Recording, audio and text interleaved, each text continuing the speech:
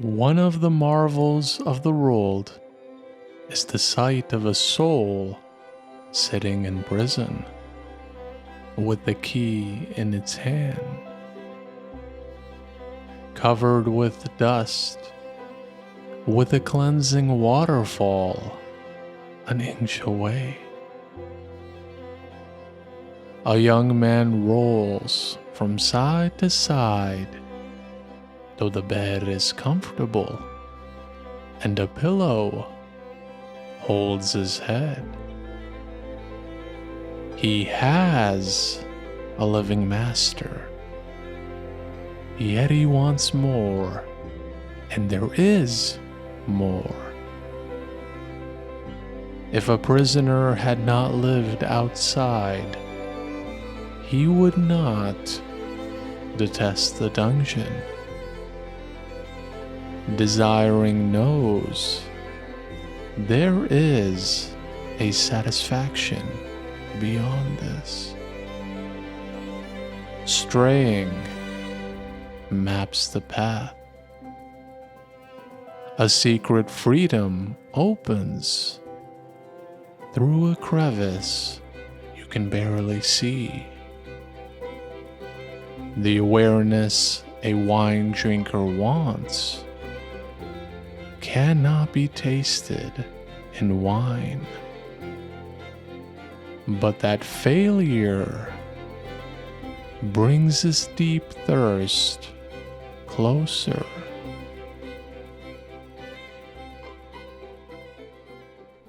We all have an incredible greatness and potential inside us. It's buried deep inside our soul, but if we can access it, it will completely change our life for the better. Rumi is not just providing a moment of motivation here. He's not just trying to lift you with some inspirational words. He's trying to show you who you really are.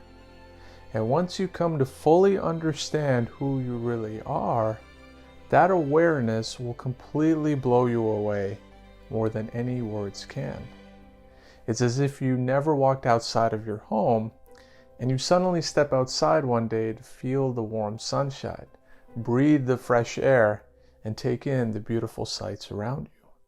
You will never be the same again. But just because we have this amazing potential inside us, that doesn't guarantee that we will actually realize it. We need to do something to realize it. Or rather, we need to do nothing at all to experience it.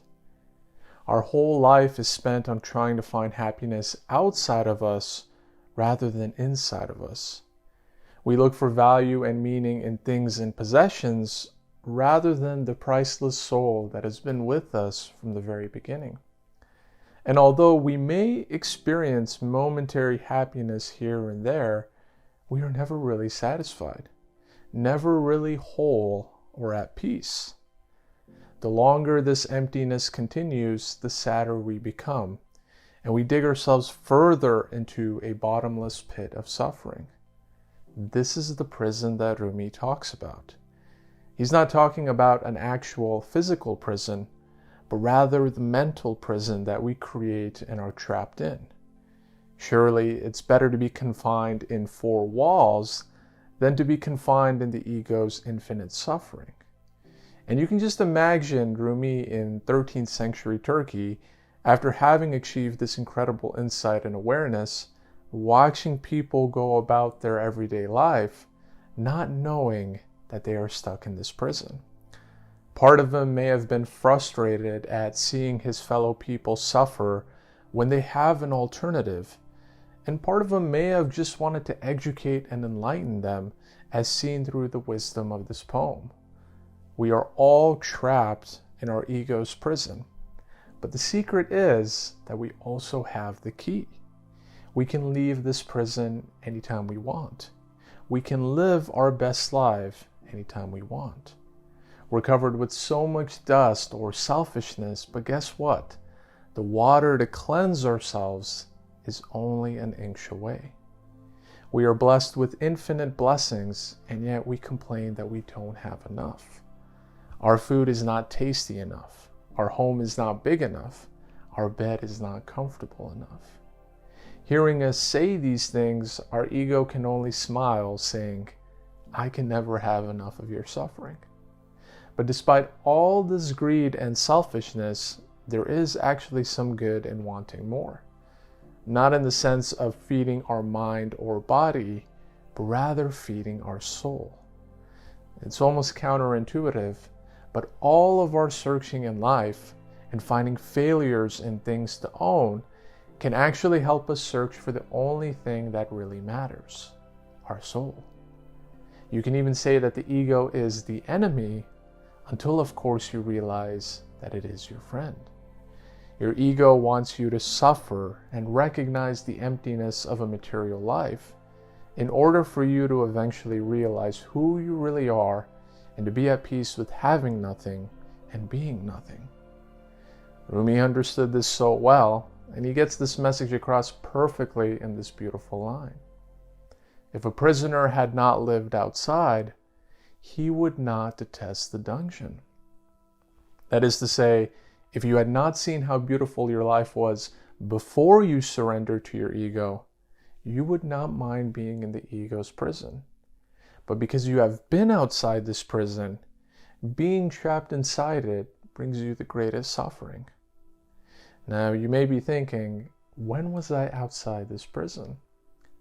On one perspective, you were outside this prison before you were ever born. Because before you were even born, you were in union with God, or the beloved, as Rumi says.